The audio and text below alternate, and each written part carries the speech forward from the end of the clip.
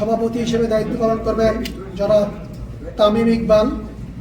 সদস্য হিসেবে থাকবেন জনাব ফাহিম সিনহা, জনাব রফিকুল ইসলাম বাবু, জনাব সালমান ইস্পাহানি, জনাব তানজিল চৌধুরী, জনাব আথার আলী খান, জনাব মিনহাজুল আবেদিন নান্নু, জনাব ইসরাফিল খসরু, জনাব সৈয়দ ইব্রাহিম আহমেদ, জনাব মির্জা ইয়াসির আব্বাস এবং জনাবা রাসনা ইমাম। আমার মনে হয় পুরো কমিটির তথ্য আপনাদের কাছে উপস্থাপিত হয়েছে। নতুন যে অ্যাডহক কমিটি গঠন করা হয়েছে এবং যা আইসিসির নিকট প্রেরণ করা হয়েছে তার সদস্য সংখ্যা মোট 11 জন, সভাপতি সহ। আমি সভাপতির নামটি সবশেষে বলি। আমি এবং লেডিস ফার্স্ট প্রথম নারী সদস্যের নামটি উচ্চারণ করতে চাই। তিনি হচ্ছেন রাসনা ইমাম, মির্জা ইয়াসির আব্বাস। 5+ স্টার রেটিং প্রাপ্ত দেশের সর্বোচ্চ বিদ্যুৎ সাশ্রয়ী ওয়ালটন এসি স্মার্ট কমফোর্ট এখন নেক্সট লেভেলে। আমি 11 নম্বর থেকে শুরু করেছি। 9 সৈয়দ ইব্রাহিম আহমেদ, 8 জনাব ইসরাফিল খসরু, 7 জনাব মিনহাজুল আবেদিন নান্নু,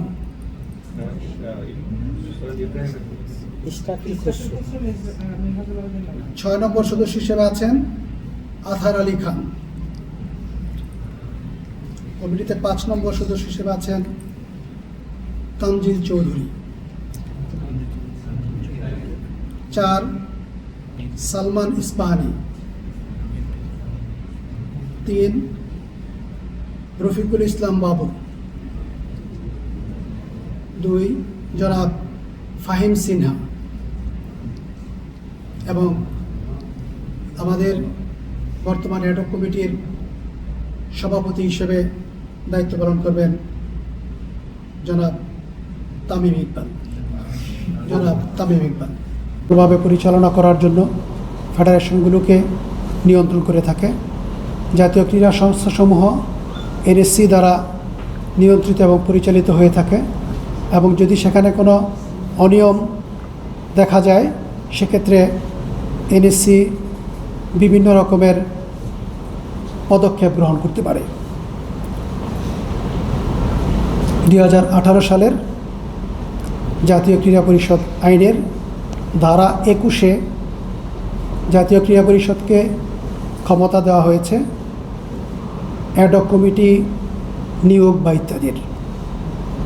আপাতত বলবৎ অন্য কোনো আইন, চুক্তি বা আইনি দলিলে যা কিছুই থাকুক না কেন, পরিষদ, জাতীয় ক্রীড়া সংস্থা বা তফসিলে উল্লিখিত ক্রীড়া সংস্থার নির্বাহী কমিটি বা যে নামে অভিহিত হোক না কেন যথাযথভাবে দায়িত্ব পালন করিতেছে না বা সংস্থার স্বার্থের পরিপন্থী কার্যক্রম পরিচালনা করিতেছে মর্মে পরিষদের নিকট প্রতীয়মান হইলে উক্ত নির্বাহী কমিটি ভাঙিয়া দিতে পারিবে এবং প্রয়োজনে একটি অ্যাডহক কমিটি নিয়োগ করিতে পারিবে। জাতীয় ক্রীড়া পরিষদ গঠিত কমিটির রিপোর্ট পর্যালোচনা করে এই অবস্থানে উন্নীত হয়েছে যে বর্তমান বিসিবি কমিটি গঠনে নির্বাচন প্রক্রিয়ায় উল্লেখযোগ্য পরিমাণের দুর্বলতা ছিল, অনিয়ম ছিল। সেই প্রেক্ষিতে জাতীয় ক্রীড়া পরিষদ ইতিমধ্যেই বিশ্ব ক্রিকেট নিয়ন্ত্রণ সংস্থা আইসিসির নিকট একটি ইমেল পাঠিয়েছে। সেই ইমেলে এই কমিটিকে ভেঙে দেওয়ার সিদ্ধান্ত জানানো হয়েছে। একই সাথে একটি 11 সদস্য বিশিষ্ট অ্যাডহক কমিটি গঠনের কথাও জানানো হয়েছে। গঠিত অ্যাডহক কমিটি আগামী 3 মাসের মধ্যে একটি নির্বাচিত কমিটি উপহার দিতে বাধ্য থাকবে। একই সাথে আগামী 3 মাস ক্রিকেটের স্বাভাবিক কার্যক্রম যেগুলো আছে সেগুলো পরিচালনা করার জন্য নির্বাচিত কমিটির মতোই ক্ষমতাপ্রাপ্ত থাকবে। আমরা বিশ্বাস করি আমাদের ক্রীড়াঙ্গনের স্বচ্ছতা নিশ্চিত করার জন্য জাতীয় ক্রীড়া পরিষদের নিয়ন্ত্রণাধীন 51টি ফেডারেশন বা অ্যাসোসিয়েশনের সকলেই দেশের রাষ্ট্রীয় আইন বিধিবিধান সকল কিছু অনুসরণ করে এবং অতি অবশ্যই জাতীয় ক্রীড়া পরিষদ আইন অনুসরণ করে স্বচ্ছতার সাথে খেলাধুলা পরিচালনা করবে। ক্রিকেটের সার্বিক উন্নয়নের জন্য জনমনে ক্রিকেট সম্পর্কে স্বচ্ছতা নিশ্চিত করার জন্য মানুষের আশঙ্কা এবং সন্দেহ দূর করার জন্য এনএসসি এই উদ্যোগ নিয়েছে। আমরা আশা করছি আইসিসি থেকে এই বিষয়ে ইতিবাচক রেসপন্স আমরা খুব শীঘ্রই পেয়ে যাব।